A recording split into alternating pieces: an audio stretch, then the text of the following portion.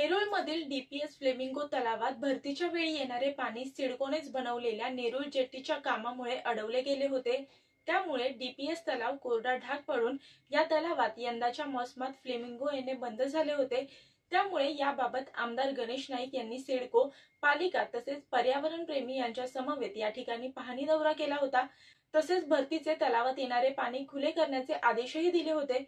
त्यानंतर या ठिकाणी पाईप टाकून तलावात पाणी येण्याचा मार्ग खुला करण्यात आला होता। यामुळे तलावात पाणी येऊन पुन्हा फ्लेमिंगोचे आगमन या तलावात झाले होते।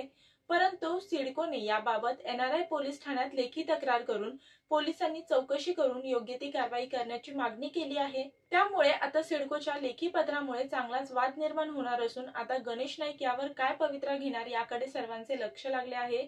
सिडको आणि महापालिका या दोन्ही राज्य सरकारच्या नगर विकास विभागाअंतर्गत येतात। सिडकोच्या वाशी येथील कार्यकारी अभियंत्याने स्वाक्षरी केलेल्या आणि किनारपट्टी पोलिसांच्या वरिष्ठ पोलीस निरीक्षकांना उद्देशून लिहिलेल्या पत्रात म्हटले आहे की आमदार गणेश नाईक यांनी 23 मे रोजी डीपीएस फ्लेमिंगो तलाव परिसराला भेट दिली होती आणि पालिका अधिकाऱ्यांना डीपीएस तलावात येणारे खाडीचे पाणी येण्यासाठी वाहिन्या उघडण्याचे निर्देश दिले होते।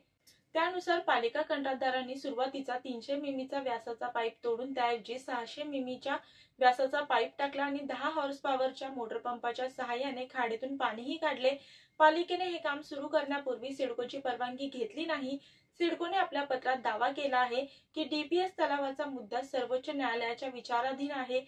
खाडीचे पाणी तलावात टाकल्याने खारफुटीची वाढ होऊ शकते, ज्यामुळे सिडकोच्या परिसरात कोणताही विकास होण्याच्या योजनांवर परिणाम होऊ शकतो आणि मोठे आर्थिक नुकसानही होऊ शकते, अशी भीती सिडकोने व्यक्त केली आहे।